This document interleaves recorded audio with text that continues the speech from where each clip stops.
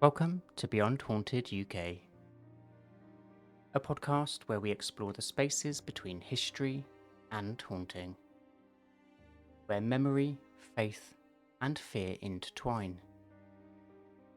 I'm Jamie, and tonight we travel far from familiar ground to a golden statue in a quiet Chinese temple, and the man who became more than mortal.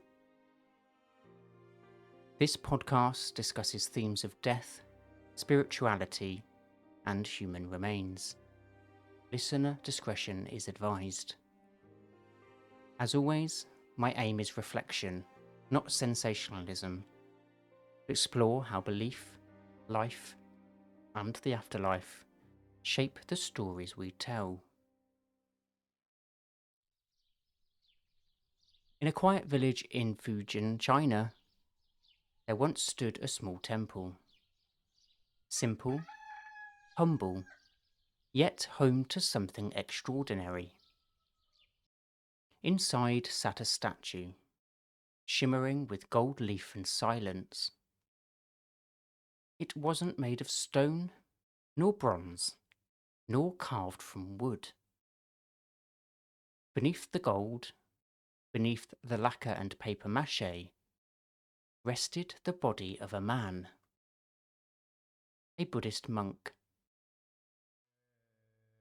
His name was Zhanggong, known to his followers as the Zhanggong Zushi. He lived over 1,000 years ago during the Song dynasty. He was a teacher, a healer, and a man believed to have achieved enlightenment. When he died, his disciples did not burn his body, nor bury it. Instead, they preserved him through a sacred, grueling process of self-mummification. It was a ritual of devotion, years of preparation, meditation, and physical sacrifice. The monk would slowly withdraw from the world, living on a sparse diet of nuts, roots, and herbs to purify the bodies from within. And when the time came, he would drink a tea made from poisonous sap, a substance that would stop decay after death. It was not viewed as dying, but instead transforming. It was the ultimate act of spiritual endurance, crossing the boundary between life and death through sheer will. When Zhanggong passed, his followers sealed his body within layers of cloth, resin, and gold. They did not see a corpse. Instead, they saw a bridge between the human and the divine. For centuries, the villagers worshipped him as a living relic, a silent guardian in meditation, still watching over them. Children grew up seeing him each day. Elders prayed to him for healing, his eyes closed, his face serene, hands resting in eternal peace. The villagers arrived one morning to find the shrine empty, their beloved patriarch stolen. It was as though the spirit of the temple had vanished overnight. For 2 decades there was nothing.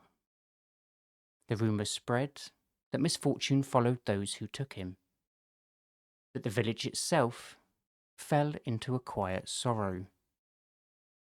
And then in 2015, thousands of miles away in the Netherlands, a museum unveiled a new exhibit, a golden Buddha statue. But something about it was uncanny. When scholars performed a CT scan, they found what lay inside. A human body. Sitting cross-legged, perfectly preserved, bones intact, and still in meditation after nearly a millennium. The Zhanggong patriarch had been found. The discovery sparked an international storm.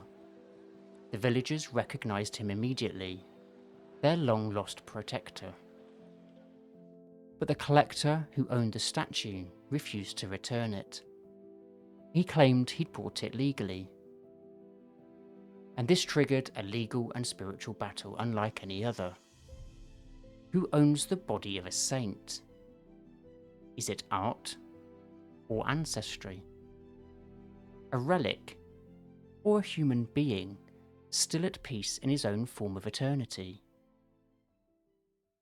In 2023, the Dutch courts ruled in favour of the collector. The village lost the case, and their patriarch remained locked away in Europe. But maybe the question isn't who owns him. Maybe the question is what he means. The Zhanggong patriarch is not merely a body in gold. He is a mirror reflecting our deepest struggle with death. To the villagers, he represents the continuation of spirit and proof that life transcends the body. To others, he is a scientific marvel, a testament to preservation and ritual. And to those who stand before him, shimmering under the museum lights, he is something else entirely.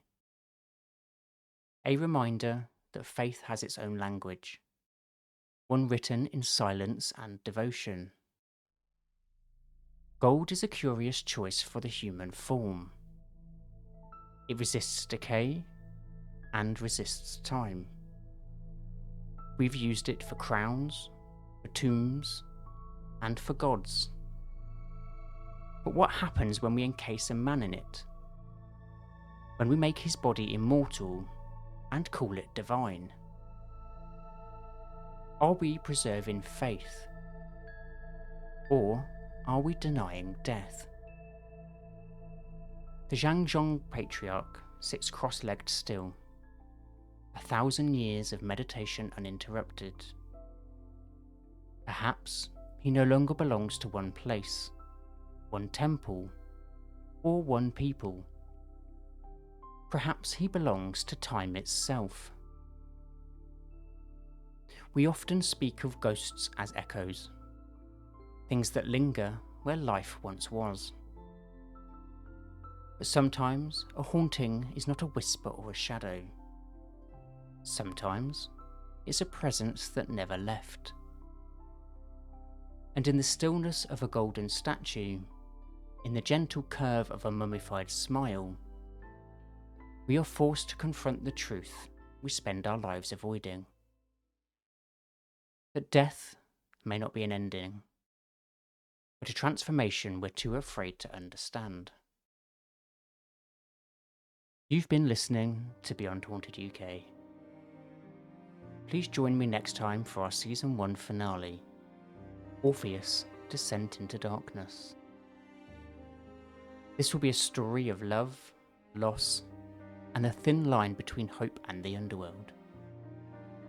And remember, keep the lights on